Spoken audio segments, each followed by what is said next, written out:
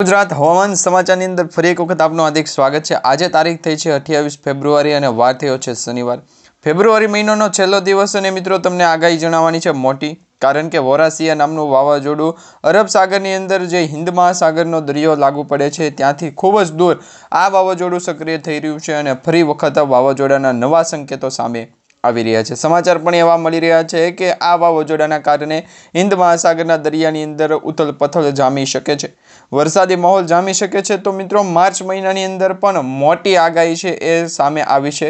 હવામાન નિષ્ણાંત અંબાલાલ પટેલ પરેશભાઈ ગોસ્વામીએ તો ત્યાં સુધીની આગાહી કરી છે કે હોળી ધૂળેટી દિવસો છે એ હવે દૂર નથી, તો હોળી ધૂળેટીના દિવસો ઉપર પણ વાતાવરણની અંદર મોટો પલટો આવશે તેવી માહિતી આગાહી સ્વરૂપે મળી રહી છે। ગુજરાત રાજ્યના ઘણા બધા એવા જે વિસ્તારો છે તેને પ્રભાવિત થઈ શકે છે। દક્ષિણ ભારતના વિસ્તારોની અંદર પણ આ વાવાઝોડાની અસર થશે કે કેમ, દરેક આગાહી અને દરેક માહિતી તમને આજના વિડીયોની અંદર જણાવવાની છે। ખાસ કરીને મિત્રો વિડીયોને તમે છેલ્લે સુધી જોતા રહેજો, કારણ કે હવે પછીની જે નવી લેટેસ્ટ આગાહી છે એ તમને જણાવવાની છે। ગુજરાતના કયા કયા જિલ્લાઓની અંદર વાતાવરણ પલટાણું છે।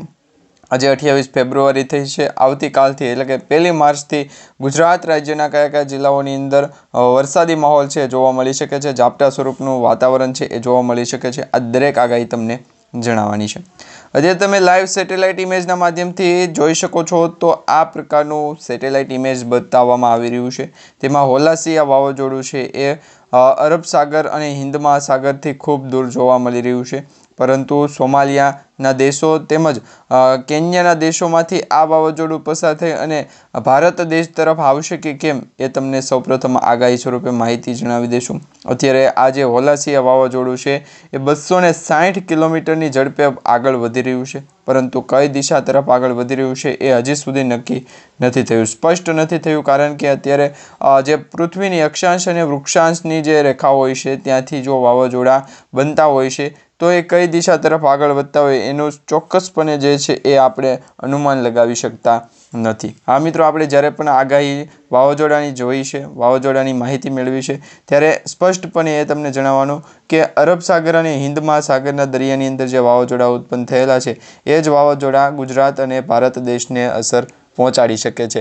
બાકીના જે હિન્દ મહાસાગરથી ખૂબ દૂર આવેલા સોમાલિયા દેશો છે, તેમજ વિક્ટોરિયા, તેમજ પોવાઇલ, આવા જે દેશો છે, ટાપુઓ છે, એ ટાપુઓ ઉપર જે વાવાઝોડાની અસર છે એ થતી હોય છે, એની મોટા પાયે અસર ભારત દેશ તરફ આવતી નથી। સામાન્ય રીતે આપણે જે ઓમાન તરફથી આવતા વાતાવરણની જે પરિસ્થિતિ સર્જાતી હોય છે, ઓમાનના દરિયામાંથી આવતી જે સાયક્લોનિક સર્ક્યુલેશન, વેસ્ટર્ન ડિસ્ટર્બન્સ અને લો પ્રેશર સિસ્ટમો બનતી હોય તે અસર છે એ ગુજરાત તરફ બતાવતી હોય છે, તેમજ ભારતના મુંબઈ, મહારાષ્ટ્ર બોર્ડર લાગુના વિસ્તારથી લઈ અને બેંગ્લોરના જે વિસ્તારો છે ત્યાં બતાવવામાં આવતી હોય છે। પરંતુ અત્યારે બંગાળની ખાડીની અંદર પણ શાંત વાતાવરણ છે, અરબી સાગરની અંદર પણ શાંત વાતાવરણ જોવા મળી રહ્યું છે। તો હવે ગુજરાત રાજ્ય માટે કઈ આગાહી કરવામાં આવી રહી છે? કચ્છ લાગુના વિસ્તારથી ગાંધીધામ, નલિયા, લખપત, ખાવડ, તેમજ ઓખાથી લઈ અને જામનગર, દ્વારકા, પોરબંદર, તેમજ હળવદના મોરબીના વિસ્તારોથી લઈ અને અરવલ્લી છે, મહીસાગર છે, પંચમહાલ છે, ઉત્તર ભારતના જે બનાસકાંઠા, સાબરકાંઠાના વિસ્તારોથી ઉત્તર ગુજરાતના જે વિસ્તારો છે તે વિસ્તારોની અંદર હવામાન છે કઈ દિશા તરફ આગળ વધી રહ્યું છે સ્પષ્ટપણે આપણે જોવાનું છે। દરેક આગાહી અને દરેક માહિતી તમને આજના વિડીયોની અંદર જણાવવાની છે। ખાસ કરીને વિડીયોને તમે છેલ્લે સુધી જોતા રહેજો। જો તમે અમારી યુટ્યુબ ચેનલ પર નવા છો તો ચેનલને સબસ્ક્રાઈબ કરી લેજો, ફેસબુક પેજ ઉપર નવા હોય તો ફેસબુક પેજને ફોલો કરી લેજો, કારણ કે મિત્રો અત્યારે જે આગાહી તમને જણાવવાની છે, ગુજરાત રાજ્યના કયા કયા જિલ્લાઓની અંદર વાતાવરણની અંદર પલટો આવ્યો છે સ્પષ્ટપણે તમને દર્શાવવાનું છે। અને હજી પણ 1-2 દિવસ પછી છે એ ગુજરાતનું હવામાન છે બદલાતું જોવા મળશે, એટલે માર્ચ મહિનો શરૂ થશે એટલે ગુજરાત રાજ્યની અંદર વાતાવરણની અંદર મોટો પલટો આવવાની શક્યતા 100% દર્શાવવામાં આવી રહી છે। અને તેમાં પણ ગુજરાતના ઘણા બધા જિલ્લાઓની અંદર તો વાતાવરણ જે છે એ વરસાદવાળું પણ જોવા મળી રહ્યું છે। બેવડી ઋતુનો અનુભવ થઈ રહ્યો છે, જેમાં વહેલી સવારે અને સાંજના સમયે ઠંડીનું પ્રમાણ અને બપોરે સમયે છે એ ગરમીનું તેજ તાપમાન છે જોવા મળી રહ્યું છે। તો આ દરેક આગાહી અને દરેક માહિતી તમને આજે જણાવીએ। ખાસ કરીને તમે અમારી યુટ્યુબ ચેનલને સાથે જોડાયેલ રહેજો। હવે તમને આગાહી જણાવી દઈએ તો આજના વિડીયોની અંદર આપણે 5 ટોપિક વિશે વાત કરવાની છે। પ્રથમ જે ટોપિક હશે તેમાં મિત્રો તમને જણાવી દઈશું કે જે હોમાસિયા વાવાઝોડું છે એ વાવાઝોડાની ગતિ કઈ તરફ છે, કઈ તરફે આગળ વધશે। તેમજ બીજી જે આગાહી આપણે જાણીશું કે તેમાં હવામાન સમાચાર જે છે એ શું કહેવા માંગે છે, કારણ કે ભારત દેશ અને ગુજરાતના જે ઘણા બધા વિસ્તારો છે, જિલ્લાઓ છે, ત્યાં અત્યારે ઝાકળ સ્વરૂપે વાતાવરણ જોવા મળી રહ્યું છે અને ખેડૂતોના પાકને પણ નુકસાન થાય તેવું વાતાવરણ છે એ જામ્યું છે। તો એ વિશેની પણ આગાહી તમને જણાવી દઈશું। સૌથી મહત્વનો સમાચાર તમને અત્યારે આજના વિડીયોના જણાવીએ તો આવી રહ્યું છે હોલાસિયા વાવાઝોડું। વર્ષ 2026નું પ્રથમ ચક્રવાત હોલાસિયા દસ્તક દેવા તૈયાર થઈ ગયું છે। શું ભારત પર મંડરાઈ રહ્યો છે તેનો ખતરો? હવામાન વિભાગ દ્વારા શું આગાહી આપવામાં આવી છે? મિત્રો, આજથી છેલ્લા 3 દિવસ પહેલાં એટલે કે 25 ફેબ્રુઆરીથી હોલાસિયા વાવાઝોડા વિશે છે સમાચાર મળી રહ્યા છે। 2026નું પ્રથમ મોટું વાવાઝોડું હોઈ શકે છે અને જેમાં 260 કિલોમીટરની ઝડપે કે 5 કેટેગરી 5 આપવામાં આવેલ નામ પરિવર્તિત થશે તો તેનું ભારત ઉપર જોખમ કેટલું રહેશે? હવે મિત્રો, વર્ષ 2026નું પ્રથમ ચક્રવાત દસ્તક આપવા તૈયાર થઈ ગયું છે। તેનું નામ હોલાસિયા છે અને આ ચક્રવાત હાલ વિશ્વના સૌથી શક્તિશાળી વાવાઝોડામાંનું એક બની ગયું છે। ચોંકાવનારી વાત એ છે કે માત્ર 24 કલાકની અંદર જ આ તોફાની ગતિ 104 કિલોમીટર પ્રતિ કલાકની ઝડપથી વધી 260 કિલોમીટર પ્રતિ કલાકની ઝડપે પહોંચી જશે। તો બીજી વાત કરીએ તો તેનું આ રૌદ્ર ગતિ કારણ હવામાનશાસ્ત્રીઓએ તેની કેટેગરી 5ના ચક્રવાતના દરજ્જો આપ્યો છે। શું ભારત પર તેને હોલાસિયા ચક્રવાતનું જોખમ છે? તો દક્ષિણ હિન્દ મહાસાગરમાં સક્રિય આ ચક્રવાત તેજ ગતિ આગળ વધી રહ્યું છે, પરંતુ ભારત માટે રાહતના સમાચાર એ છે કે હવામાન નિષ્ણાતના જણાવ્યા અનુસાર હાલમાં આ ચક્રવાતનો ભારત પર કોઈ સીધો ખતરો નથી। આ વાવાઝોડું ભારતીય તટથી ખૂબ જ દૂર છે ગણવામાં આવી રહ્યું છે, પરંતુ તમે જોઈ શકો છો આ વાવાઝોડાનું જે કેન્દ્રબિંદુ છે એનો જે વિસ્તાર દર્શાવવામાં આવી રહ્યો છે એ વિસ્તાર કેટલો મોટો છે। તો આ વાવાઝોડું જો શક્તિશાળી બને, વિનાશકારી બને તો તે ભારત દેશ તરફ સીધું જ અસર કરશે અને આગળ વધશે। તેના કારણે જો મોટી દુર્ઘટના ઘટે તો તેના માટે પણ આપણે છે એ સાવચેતી સ્વરૂપની આગાહી છે એ સમયસર જણાવતા રહીશું। હવે તમને જણાવી દઈએ તો આ કેમ આટલું ભયાનક બની ગયું છે હોલાસિયા?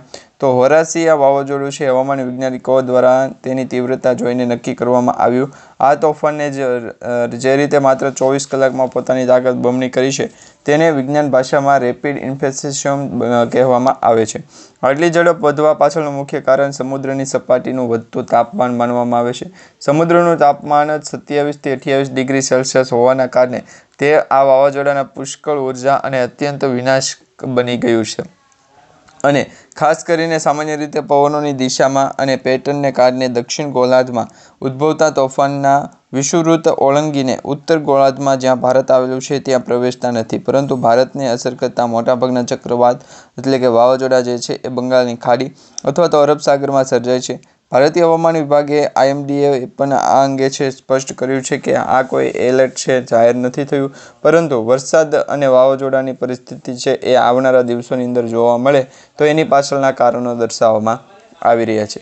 હવે મિત્રો, ભારતમાં અગાઉ આવેલા વિનાશ ચક્રવાતો વિશે જાણીએ તો હોલાસિયાથી ભારતને કોઈ ખતરો અત્યારે નથી, પરંતુ ભૂતકાળમાં ભારતે અનેક ભીષણ ચક્રવાતનો સામનો કર્યો છે, જેમાં 1999માં ઓડિશાનો સુપર સાયક્લોન, 2019માં ફની ચક્રવાત, 2020માં અલ્ફાન જેણે પશ્ચિમ બંગાળમાં ભારે તારાજી સર્જી હતી અને સાથે 2021માં તૌતે જે વાવાઝોડું ગુજરાતના દરિયાકાંઠાને ત્રાટક્યું હતું। એ પહેલાં બિપોરજોય વાવાઝોડું પણ આવ્યું હતું, શક્તિ વાવાઝોડું પણ આવ્યું હતું, પરંતુ તૌતે વાવાઝોડાએ છે એ ભારે નુકસાન ગુજરાત રાજ્યમાં ત્રાટક્યું હતું। હવે ભારતીય હવામાન વિજ્ઞાન વિભાગ દ્વારા સતત હિન્દ મહાસાગરની ગતિવિધિઓ ઉપર નજર રાખવામાં આવી રહ્યું છે, જેને કારણે કોઈપણ સંભવિત ખતરો સામે છે એ સમયસર સાવચેતીના પગલાં લઈ શકાશે। તો આ પ્રકારની અત્યારે સૌથી મોટી આગાહી સામે આવી રહી છે અને હવે તમને જણાવીએ હવે ગુજરાત રાજ્યની અંદર આગામી 2 થી 3 દિવસ માટેનું વાતાવરણ કેવું રહેવાનું છે તમને સ્પષ્ટપણે જણાવી દઈએ।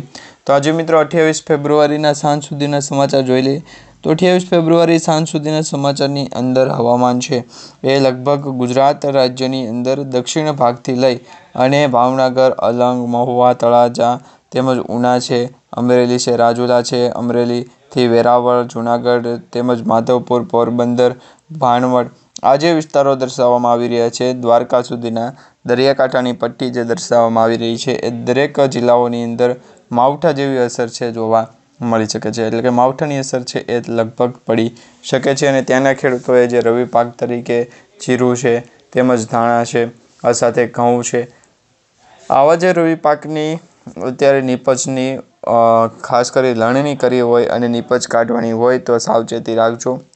1-2 દિવસ સુધી છે એ સમયસર સાચવી અને પોતાના પાકને બચાવી લેજો. જો કારણ કે આ માવઠું થશે વિનાશકારી તો તેમાં ઘણા બધા ખેડૂતોના પાક નુકસાન થવાના પણ સમાચાર છે સામે આવી શકે છે. તો એ અંગેની દરેક આગાહી સ્પષ્ટપણે તમને આવતીકાલના વિડીયોની અંદર જણાવી દઈશું. આજનો વિડીયો તમને સારા લાગ્યો તો વિડીયોને લાઇક આપી ચેનલને સબસ્ક્રાઈબ કરી દેજો.